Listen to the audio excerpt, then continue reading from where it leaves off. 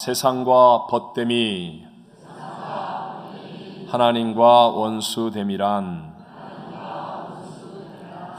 어제 토요일 교육자들과 잠깐 함께 있는 시간에 메가밀리언 복권 이야기를 듣게 되었습니다.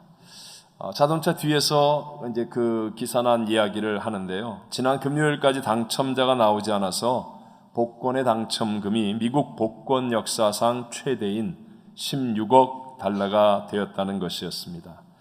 그 순간에 여러분 제 마음속에 어떤 생각이 들었는지 아십니까? 혹시 내가 복권을 사면 당첨되지 않을까?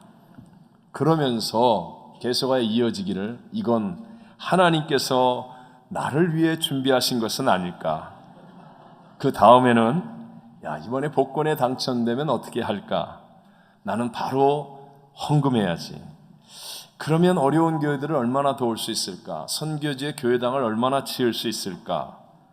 아주 뭔가에 끌리는 듯이 내 상상의 나래가 막 펼쳐져 갔습니다. 그러다가 갑자기 성령님이 정신 차리라 그러시는 그 같은 순간에 제가 제 자리로 돌아오게 되었습니다. 비즈니스 인사이드에 따르면 복권 당첨 확률이 0.0000033%, 그러니까 3억 250만 분의 1도 안 된다고 합니다. 그러니까 여러분 당첨될 확률이 거의 없다고 보면 됩니다. 그런데 지금 미국 전역에 이 복권 구입 열기는 넘쳐나고 있습니다. 근데 왜 교회의 열기는 활활 타오르지 않습니까? 복권에 비해서 하나님 약속의 말씀은 내가 믿기에 따라 100%의 확률을 가지고 있는데, 근데 주의 종인 제 마음에도 복권의 엄청난 금액이 인생의 문제를 해결해 주고 무엇인가 대단한 일을 할 수 있을 것 같은 착각이 나를 사로잡는 이유는 무엇이겠습니까? 성경은 이런 생각이 드는 우리들에게 엄청난 충격의 말씀을 전하여 주고 있습니다. 함께 4절을 읽어봅니다. 간음한 여인들아, 세상과 벗된 것이 그런즉 누구든지 세상과 벗이 되고자 하는 자는 스스로 하나님과 원수되는 것이니라. 아멘. 오늘 성경은 말씀하시기를 하나님이 우리에게 원수가 되는 것이 아니라, 되신 것이 아니라 우리가 하나님께 대하여 원수가 된 것임을 말씀합니다. 뿐만 아니라 이렇게 하나님께 원수가 된 사람들을 세상과 벗된 간음한 여인들이라고 말씀하고 있습니다. 그리고 이 간음한 여인들이라고 부르는 대상은요, 세상에 있는 사람들이 아니라 바로 그리스도인들을 향한 것이었습니다. 이 야고보서의 편지의 대상을 향해서 몇 번이나 내 사랑하는 형제들아 이렇게 말씀하고 있습니다. 또 하나님에 대하여 간음하고 하는 것은요, 오직 예수 그리스도를 구세주로 영접하여 그리스도의 신부가 된 성도들에게만 가능한 말씀이기 때문에 그렇습니다. 저는 오늘 우리 그리스도인들에게 향해서 말씀하시는 이 하나님의 엄중한 경고를 통해서 세상의 벗됨이 하나님과 원수됨이란 이라는 제목으로 오늘 이 시대를 살고 있는 우리들에게 주시는 두 가지 은혜를 함께 나누기를 원합니다. 먼저 첫째, 하나님과 원수가 되는, 즉 세상과 벗된 간음한 여인들은 도대체 어떤 그리스도인들을 말하는 것이겠습니까? 구약 성경을 보면요, 하나님께 선택함을 받은 이스라엘 백성들이 하나님께 간음을 저질렀다는 말이 나올 때마다 그것은 언제나 우상 숭배의 죄를 범할 때였습니다. 놀랍게도 이스라엘 백성들은요, 분명히 하나님으로부터 심판과 저주를 받을 것을 알면서도 이 우상 숭배의 죄를 멈추지 않았습니다. 왜냐하면 우상 숭배의 특징은 하나님 대신에 인간이 주인이 되는, 즉 내 속에 있는 욕심을 채워주는 것과 너무나 똑같기 때문에 그렇습니다. 때로는 형상을 만들어 놓고 그들이 종교 행위를 하는 것 같았지만 실상은 자신의 필요 또는 자신의 욕심을 위해서 단지 우상을 만들어 놓고 자기를 합리화시키려는 것에 불과했었습니다.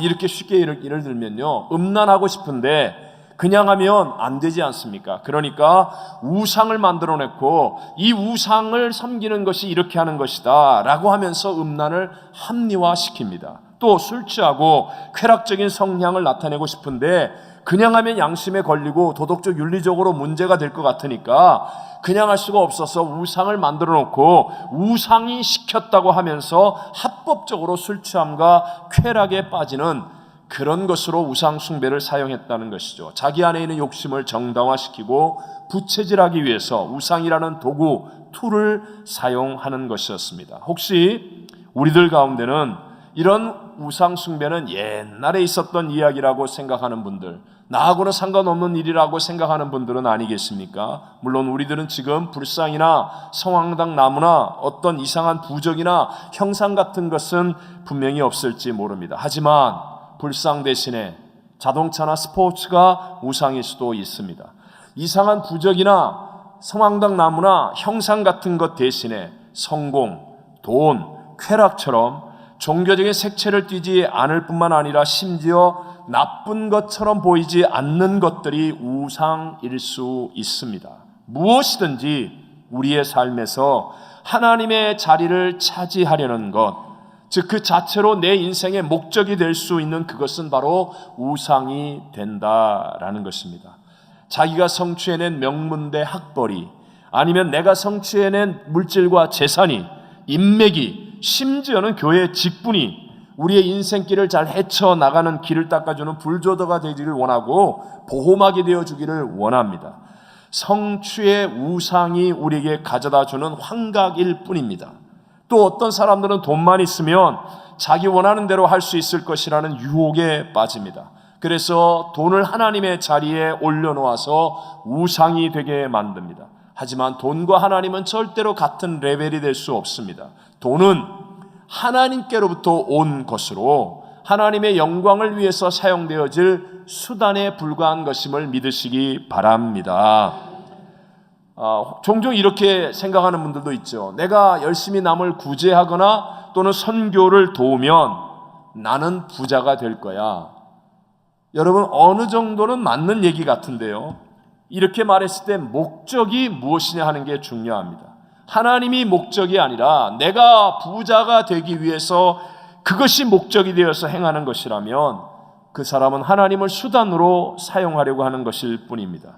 물론 처음에는 신앙생활을 이렇게 시작할 수 있습니다. 너무 어려운데 하나님이 축복을 주신다고 하니까 축복을 위해서, 아니면 내 어떤 이익, 뭐가 잘 된다고 하니까 처음에는 이렇게 시작할 수 있습니다. 하지만 시간이 지나면서 말씀을 듣고 예배 속에서 영광의 하나님을 만나고, 그리고 그렇구나, 모든 것이 하나님께로부터 왔고 하나님이 주권자이며 하나님이 심판하실 분이니까 내가 살든지 죽든지 흥하든지 망하든지 성하든지 쇠하든지 하나님 한 분이면 되는구나. 하나님을 인생의 목적으로 만나고 하나님을 목적으로 삼고 성숙함으로 변화되어야 되는데, 그렇지 않고 지금 말하는 것처럼 세상과 벗이 되어서 마치 가늠하는 여인들처럼 우리 마음속에 하나님이 목적이 아니라 자기가 원하는 어떤 것을 목적으로 삼기를 포기하지 않는다면, 그렇다면 어느 순간인가 우리의 신앙과 삶은 와르르 무너질 수 있다는 것입니다. 그것이 돈이든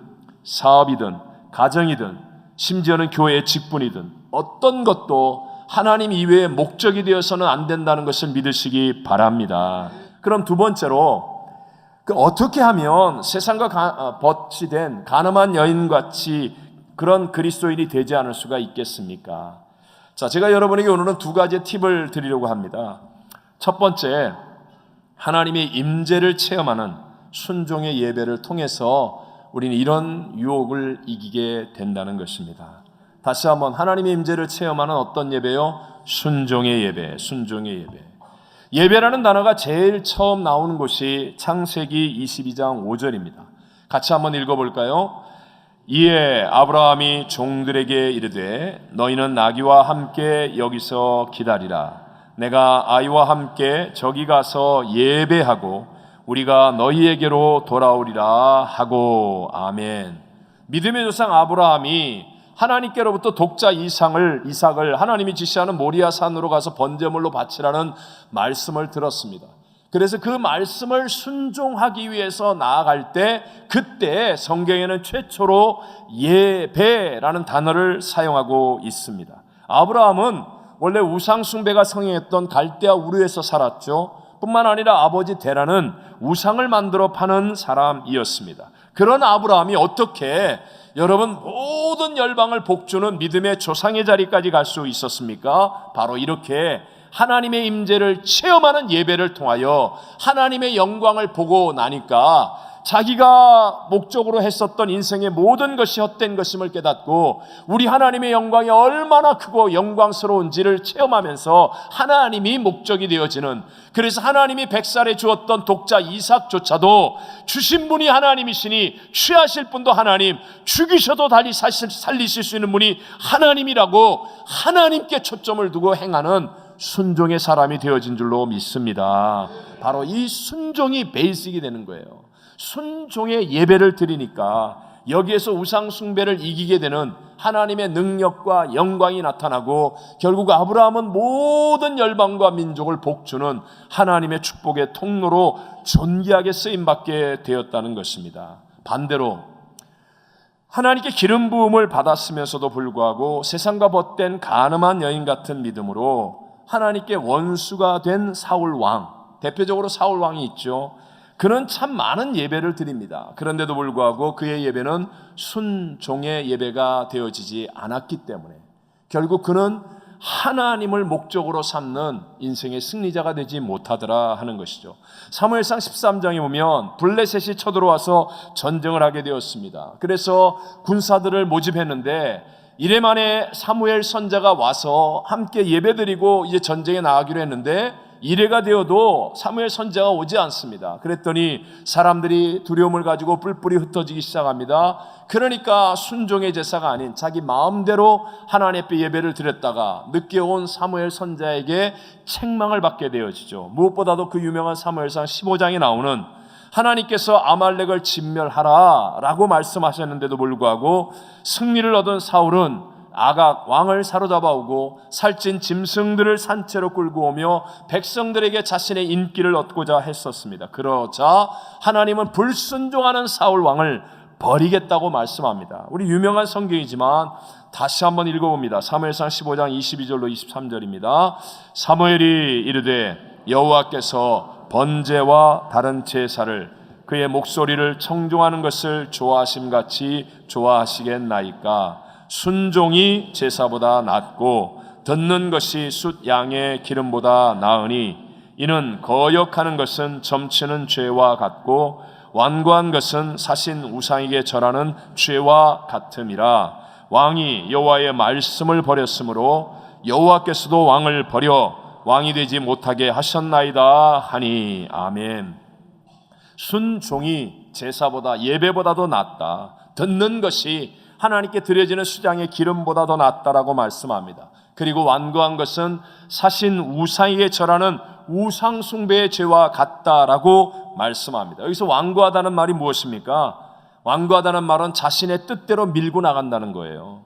하나님이 말씀하셔도 그 말씀보다 자기 생각, 자기 고집대로 자기의 뜻을 고집하면서 결국은 하나님의 말씀을 불순종하는 것도 불사하겠다. 이게 바로 우상 숭배와 같다라는 것입니다. 그래서 우리도 하나님 앞에 얼마나 많은 예배를 드립니까? 그런데도 불구하고 오랜 시간 많은 예배를 드렸음에도 불구하고 만약에 우리가 하나님의 거룩한 임재와 영광을 체험하는 예배자의 자리에 있지 않았다고 한다면 그 대부분의 이유는 바로 내 안에 순종의 마음이 없기 때문이라는 것입니다. 예배를 드리긴 드리지만 예배의 주인이 자신입니다. 자기 기분과 자기 컨디션을 따라 예배를 정합니다. 기분 좋으면 나가고 기분 안 좋으면 안 나가고, 컨디션 좋으면 하고 컨디션 나쁘면 안 하고, 자기 듣고 싶은 말씀이면 아멘이고 듣기 싫은 말씀은 내버리고, 무엇인지 자기 소견에 좋은 대로 예배를 드리면서도 하나님 내가 무슨 말씀을 하시든지 그대로 행하겠습니다 라는 순종의 마음이 아니라 자기 소견에 좋은 대로 하기 위해서 하나님을 이용하려는 마음을 가지고 있다면 수많은 예배를 드리고 어떤 격정적인 예배를 드려도 그것은 하나님께 상달되어지는, 하나님의 영광을 보고 내 인생이 변화되어지는 참 예배가 될 수 없다라는 것입니다.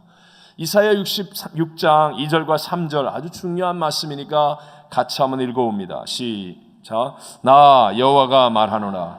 내 손이 이 모든 것을 지었으므로 그들이 생겼느니라. 무릇 마음이 가난하고 심령에 통회하며 내 말을 듣고 떠는 자, 그 사람은 내가 돌보려니와 소를 잡아 드리는 것은 살인함과 다름이 없이 하고 어린 양으로 제사 드리는 것은 개의 목을 꺾음과 다름이 없이 하며 드리는 예물은 돼지의 피와 다름이 없이 하고 분향하는 것은 우상을 찬송함과 다름이 없이 행하는 그들은 자기의 길을 택하며 그들의 마음은 가증한 것을 기뻐한즉. 자, 여러분, 여기에서 하나님이 분명하게 누가 복을 받을 사람이고 누가 하나님이 책임지고 돌볼 사람인가를 말씀하십니다. 바로 하나님의 말씀을 듣고 떠는 그 사람, 하나님의 말씀을 순종하겠다는 이 태도를 가진 사람이 바로 예배에 성공하는 사람이요 하나님의 임재와 돌보심과 복을 받는 사람이 되어지는 줄로 믿습니다. 자, 우리가 잘 아는 것으로 다시 한번 생각해 보십시오. 모세가 인생의 총체적인 난국 가운데 빠졌습니다. 그런데 어디서부터 풀려지기 시작합니까? 모세는 어렸을 때부터 부모로부터 버림을 받아야 했던 충격이 있는 사람이죠. 40살에는 살인의 기억도 가지고 있습니다. 도망쳐 살고 있는 광야의 충격도 있습니다. 그래서 사람을 만나지 못하니 말도 잊어버리고 혀도 뻣뻣해진 사람이 되었습니다. 이제는 나이 80입니다. 가진 것도 없고 아무것도 없는 상처투성이의 노인이었습니다. 그런데 호렙산 가시떨기 나무의 불꽃 가운데 임재하신 하나님의 말씀을 듣고 두렵고 떨렸지만, 하기를 원하진 않았지만 그럼에도 불구하고 하나님 말씀을 듣고 순종을 결단하였더니 거기에서부터 총체적 난국 가운데 있었던 모세의 인생이 풀려지며 역전승을 이루게 된 줄로 믿습니다. 단지 하나님의 말씀을 듣고 그대로 순종했더니 세계 최강 애굽의 바로왕을 무릎 꿇게 만들고 세계 최강의 애굽의 군대를 이기고 200만 명이 넘는 이스라엘 백성들을 이끌고 광야에서 살아가는 하나님의 기적과 능력을 이루는 최고의 지도자가 된 줄로 믿습니다. 오늘도 마찬가지입니다. 하나님은 우리를 자유케 하시고 치료하시고 새롭게 하시고 우리의 삶 속에 세상이 헛된 것이 아닌 하나님을 바르게 섬기는 올바른 인생의 승리자가 되기를 원하시는 줄로 믿습니다. 그것은 이를 악물고 되는 게 아닙니다. 혀를 깨물어 되는 게 아닙니다. 하나님을 만나면 됩니다. 하나님 만나면 어떤 자리에서 회복되어집니다. 하나님 만나면 어떤 절망에서 일어날 수 있습니다. 하나님 만나면 기적은 일어납니다. 이 예배가 하나님을 만나는 예배가 되어야 되는데 순종의 예배를 드리게 되시기를 주의 이름으로 축원합니다. 두 번째 팁입니다. 우리 속에 계신 성령으로 충만한 것이, 내 속에 계신 성령으로 충만한 것이 세상과 벗된 가늠한 여인 같은 그리스도인이 되지 않는 길이라는 것입니다. 늘상 얘기하지만 하나님의 문제 해결의 방법은 세상을 먼저 변화시키는 것이 아닙니다. 하나님은 항상 우리 안에 하나님의 나라가 먼저 임하게 합니다. 문제도 그대로 있고 대적도 그대로 있고 약함과 어려움도 그대로 있음에도 불구하고 내 안에 하나님의 거룩한 임재가 체험되어지고 내 안에 하나님의 나라가 세워지면, 그러면 나를 통하여서 놀라운 하나님의 역사들이 일어나 문제를 이기게 하고 대적을 이기게 하고 새 역사를 만들게 하는 것입니다. 제자들에게도 예루살렘을 떠나지 말라고 하지 않습니까? 예수님을 십자가에 못 박아 죽인 예루살렘, 그 사람들이 그대로 있고 그 두려움과 공포도 그대로 있고 그 문제 어려움도 그대로 있습니다. 그런데 그들이 모여 기도하다가 성령으로 충만해지니까, 그들 안에 하나님의 역사가 일어나니까 성령으로 충만해진 그 제자를 통하여 예루살렘이 변화되고 온 유대가 변화되고 사마리아가 변화되고 땅 끝까지 복음의 증거가 나타나는 새 역사가 일어나게 된 줄로 믿습니다. 오늘 5절에 이렇게 말씀하지요. 너희는 하나님이 우리 속에 거하게 하신 성령이 시기하기까지 사모한다 하신 말씀을 헛된 줄로 생각하느냐? 여러분, 성령은 우리 안에 함께 거하시고 계신 줄로 믿습니다. 예수님을 구세주로 믿는 저와 여러분 속에 성령이 시기하기까지 마음으로 우리 안에 거하시지만, 중요한 그 성령으로 충만해지느냐 그렇지 않느냐는 바로 저와 여러분에 의해서 결정되어진다는 것입니다.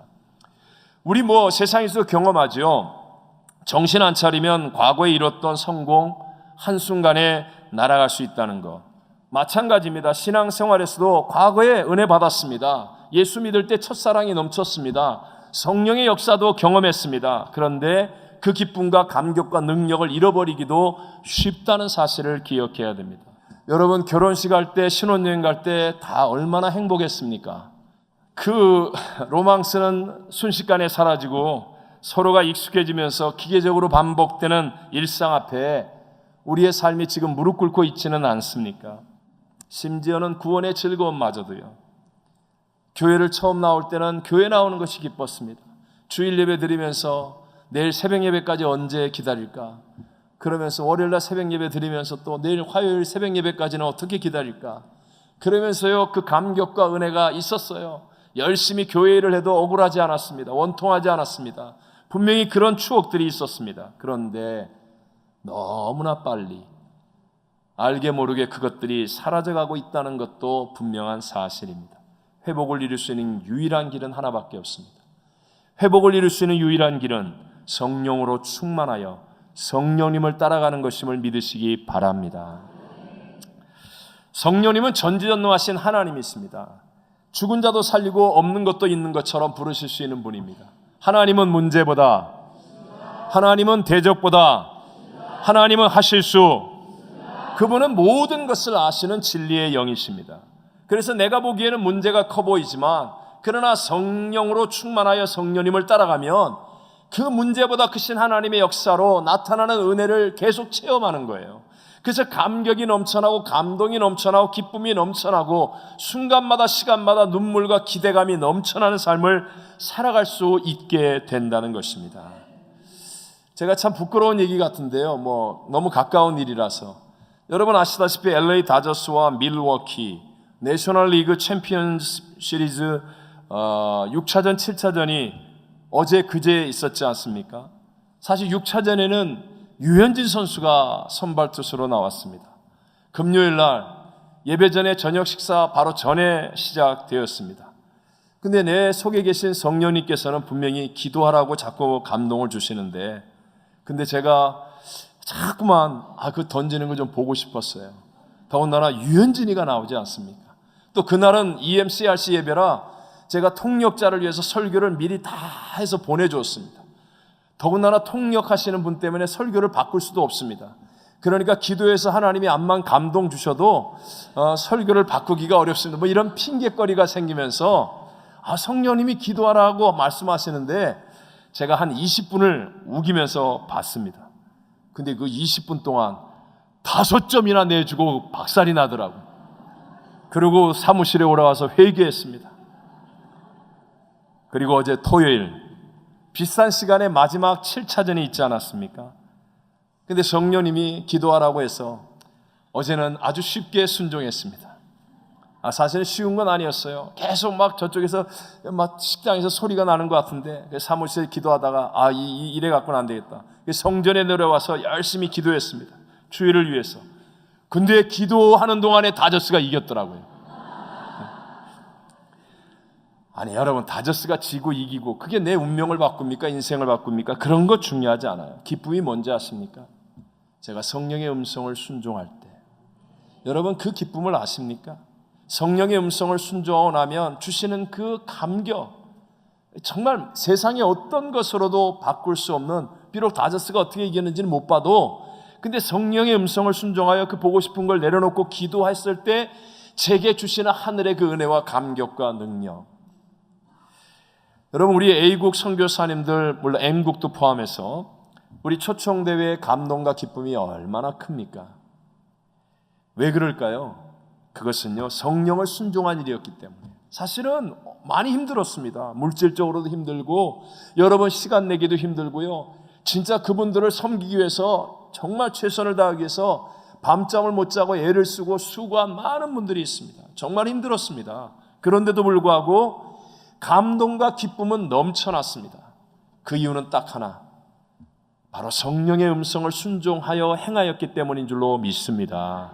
근데 여러분 죄송하지만 그런 일들이 교회적으로 있어도요, 멀리서 구경꾼처럼 있고 성령이 감동을 주는데도 애써 내가 그것과 함께하지 못하면 이런 하늘의 기쁨과 감동을 누릴 수가 없지요.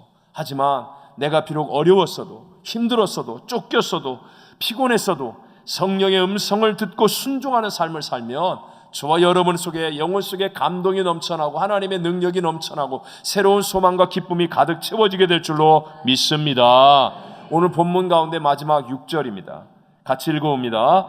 그러나 더욱 큰 은혜를 주시나니 그러므로 일러스되 하나님이 교만한 자를 물리치시고 겸손한 자에게 은혜를 주신다 하였느니라. 아멘. 이것이 중요합니다. 그러나 한번 따라해 보겠습니다. 그러나 더욱 큰 은혜를 주시나니. 여러분, 이것이 중요합니다. 왜 성령을 따라가야 됩니까? 왜 성령을 순종해야 됩니까?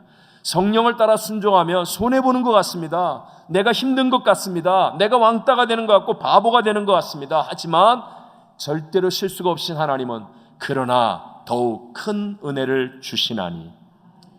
다니엘서 6장에 보면 늘 기도하는 다니엘이 주변 사람들의 모함에 의해서 사자굴에 던져지게 됩니다.